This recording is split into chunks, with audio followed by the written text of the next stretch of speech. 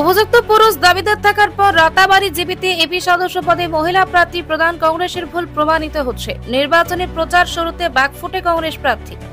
Model Congress সভাপতি বাহাউদ্দিন নির্দল হিসাবেই এগিয়ে দাবি কর্মী সমর্থকদের। রাতাবাড়ি তথা নবগঠিত রামকৃষ্ণনগর বিধানসভা কেন্দ্রের অন্তর্গত সংখ্যালঘু অধ্যুষিত রাতাবাড়ি জিপিতে নির্বাচনী প্রচার তুঙ্গে উঠেছে।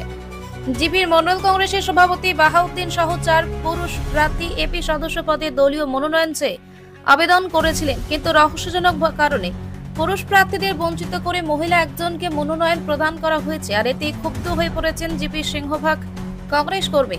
অক্লান্ত পরিশ্রম করে রাতাবাড়ি জিপিতে শাসক দলই সারাশি আক্রমণের হাত থেকে বাঁচিয়ে রেখে দলকে মজবুত অবস্থানে নিয়ে গিয়েছেন বাহাউদ্দিন। প্রতিটি ওয়ার্ডে দলের সমর্থিত প্রার্থীদের ঠিক করে মজবুত অবস্থানে নিয়ে এসেছিলেন, কিন্তু তাকে মনোনয়ন বঞ্চিত করে দলের ক্ষতিটা করা হয়েছে। এমন অভিযোগ জিপির কংগ্রেস কর্মীদের। বাহাউদ্দিন নির্দল হিসেবে মনোনয়ন প্রদানে জিপিতে সক্রিয়ভাবে কংগ্রেসের কোন সংগঠন আর এখন অবশিষ্ট নেই। গণভিত্তিহীন দুই একজন কংগ্রেসের এপি সদস্য পদপ্রার্থীর সঙ্গে থাকলে সাধারণ কংগ্রেসের কর্মী সমর্থকেরা বাহাউদ্দিন কেন সমর্থন করেছেন, এমনকি মাঠে প্রচার কার্য চালিয়ে যাচ্ছেন। সংখ্যালঘু অধ্যুষিত জিপি হবার সুবাদে শাসক দল বিজেপির প্রার্থীর অবস্থান একেবারেই নড়বড়ে। তাছাড়া রবি আহমেদ সহ গত পঞ্চায়েতে কংগ্রেস দলের মনোনয়ন নিয়ে তৎকালীন কাজের বাজার জিপির এপি সদস্য হিসাবে নির্বাচিত হয়েছিলেন। ফলশ্রুতি তাঁর বিরুদ্ধে প্রতিষ্ঠান বিরোধী হাওয়া বইছে বলে জানা গেছে।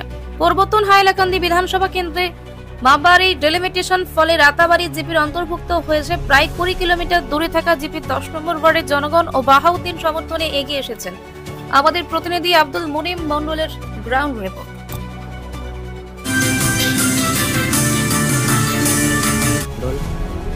আজকে আমরা রয়েছি 14 ডিলিমিটেশনে।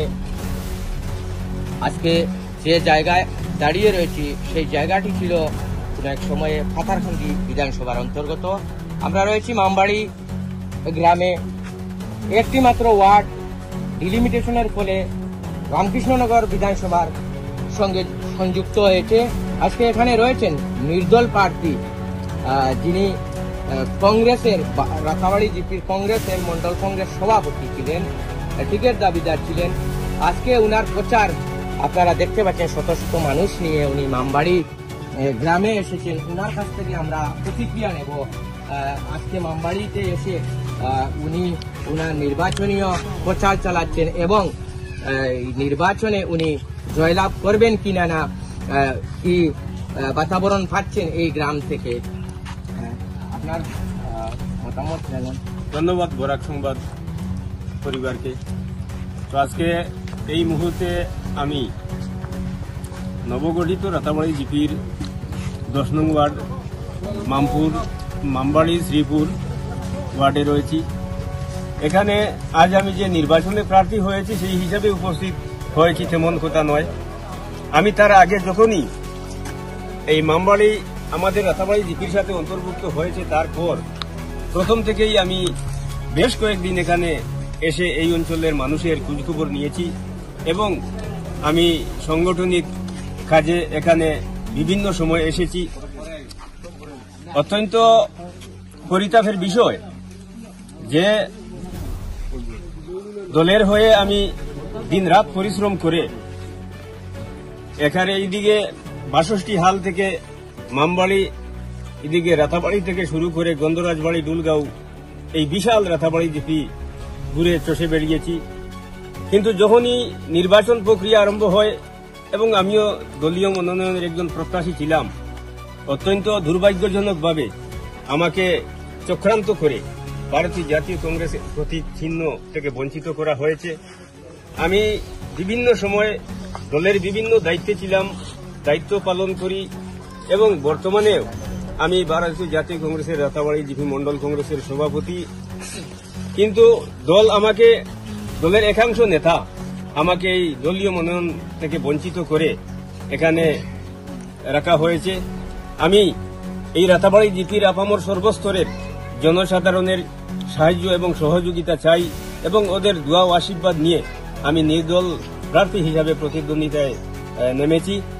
আমি এ পর্যন্ত প্রত্যেকটি জায়গায় পৌঁছতে পারিনি, তথাপিও প্রত্যেকটি এলাকা থেকে মানুষ আমাকে যেভাবে নিজের থেকে সহযোগিতা করে এবং যোগাযোগ করে আমার প্রতি যে সাহায্যের হাত বাড়িয়ে দিয়েছেন তার জন্য আমি অত্যন্ত কৃতজ্ঞ এবং ওদের প্রতি আমি চিরকৃতজ্ঞ থাকব।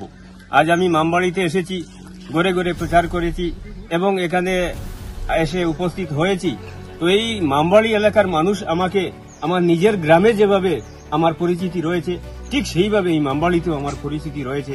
এই স্বল্প সময়ের মধ্যে আমি তা করতে সক্ষম হয়েছি। এই ওয়ার্ডের মানুষ আমাকে যেভাবে সাহায্য সহযোগিতা আগে থেকেই সমর্থন করে আসছেন আর আজকের দিনেও আমার প্রতি যে শ্রদ্ধা, আমার প্রতি যে স্নেহ দেখিয়েছেন তার জন্য আমি এই মামবাড়ি ওয়ার্ডের সকল ভোটারদের কাছে আমি কৃতজ্ঞ। আমি আশা করব আমি যেভাবে আমি আমার গ্রামের আমার নিজের ওয়ার্ডে যে ভোট পাবো ঠিক সেই হারে এই মামবাড়ির ওয়ার্ড থেকেও আমি আমার প্রতীক চিহ্ন এই কাপ প্লেটে মানুষ দুহাত করে ভোট দিয়ে আমাকে আগামী দিনে এই রাতাবাড়ি জিপির এপি সদস্য হিসাবে নির্বাচিত করবেন।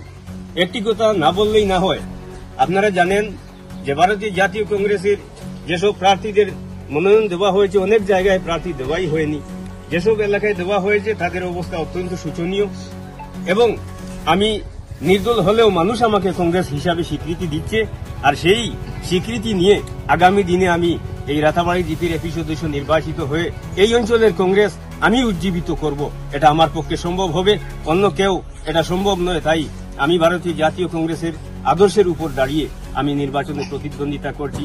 আগামী দিনে সকলের সাহায্য সহযোগিতা কামনা করছি এবং আগামী দিনে যাতে নির্বাচিত হয়ে এই মামবাড়ি এলাকার যে আমি পরিস্থিতি দেখেছি, এখানে রাস্তাঘাটের যে সমস্যা, আমি যতটুকু সম্ভব হয় জানি না এপি সদস্য হয়ে কতটুকু করতে পারবো, তবে এই মামবাড়ি অঞ্চলের মানুষের সার্বিক সাহায্য এবং সহযোগিতায় সর্বাত্মক সক্রিয় থাকবো, এইটুকু বলে আমি সবাইকে ধন্যবাদ জানিয়ে আমার বক্তব্য। আরেকটি প্রশ্ন হলো যে জনমনে একটা কথা শোনা যাচ্ছে যে রাতাবাড়ি অর্থাৎ রামকৃষ্ণনগর বিধানসভায় প্রায় কয়েকটি এপি পদ বিনা প্রতিদ্বন্দ্বিতায় এই শাসক দলের প্রার্থীরা জয়লাভ করেছে। ইতিমধ্যে আপনি নির্দল, ইতিমধ্যে একমাত্রই আপনার জয়, আর বাকি কংগ্রেসি যেগুলা সিট রয়েছে সমীক্ষায় দেখা গিয়েছে তারা কিন্তু সমীক্ষা নিরিখে অনেক নিচে রয়েছে, ফলাফল একদম তাদের নিচে রয়েছে।